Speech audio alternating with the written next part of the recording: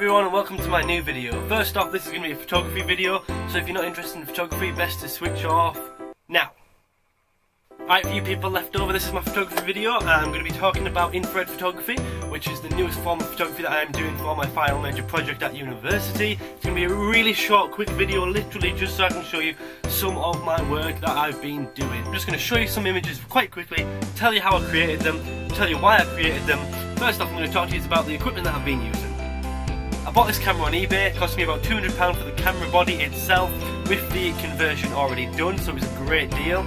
This is the lens that I'm using for this work. It's a Sigma lens. It's a 18 to 250 macro lens as well as just a general lens. You might have seen some infrared photographs before. It pretty much makes images look frozen.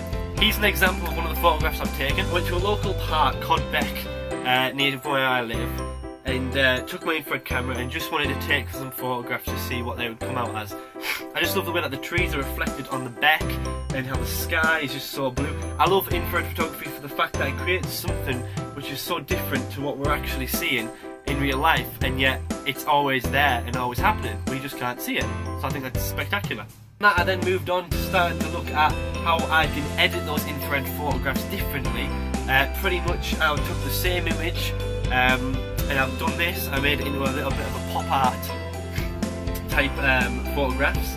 I've got a green one here, I've got a blue one with yellow leaves, I've got a blue sky, a bit of green tint here with pink trees, and I've got the original in the bottom right hand corner there. So you can do a lot with infrared photography. You can also just do this sort of stuff like generally by using your hue and saturation and everything, but I do find that the results are a lot cleaner and a lot nicer if you do them this with an actual infrared camera. I find that they are a lot nicer. So I'll get to the point. I'm going to London this June to do an exhibition with my university friends, and we call the exhibition Blacklight. More about that in the description below. Please go check it out, give us a like on Facebook, that would be much appreciated.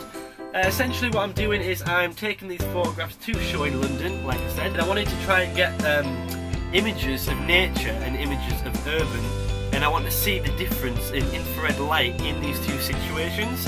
Both, once again, we can't see infrared light, so both is something different straight away, but I wanted to have two images side by side, one which emulates nature and one which emulates the urban city life.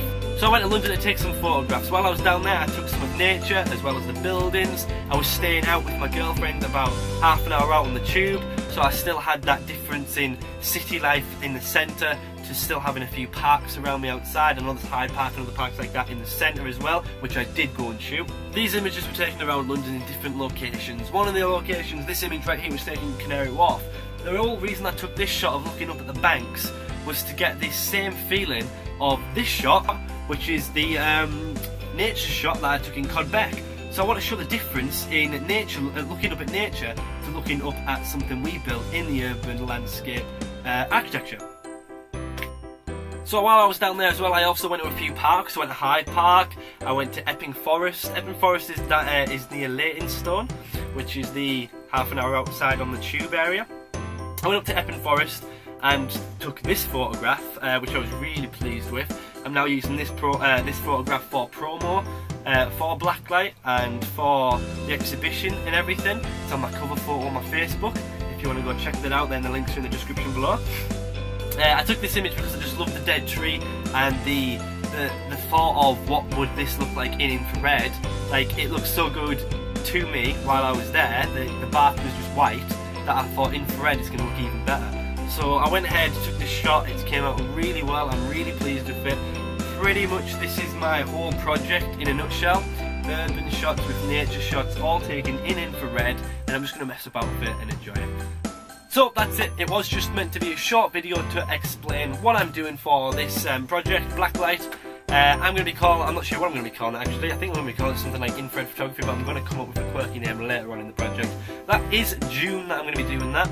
Those images are all available to view on my Facebook, by the time you guys are watching this, it probably will be on my website. Check that out below. That'll have all the infrared photographs on there under projects.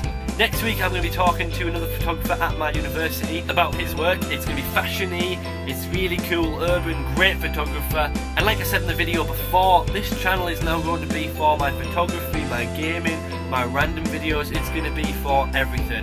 Got some stuff planned out in my head. Just going to see if I can do them all. So stay tuned, like, subscribe. Some videos you may not like, some videos you might like. It's worth subscribing anyway. Goodbye everyone, thank you very much for watching.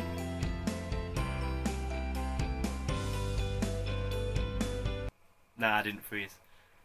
But I didn't really know how to end the video. Yeah. Bye.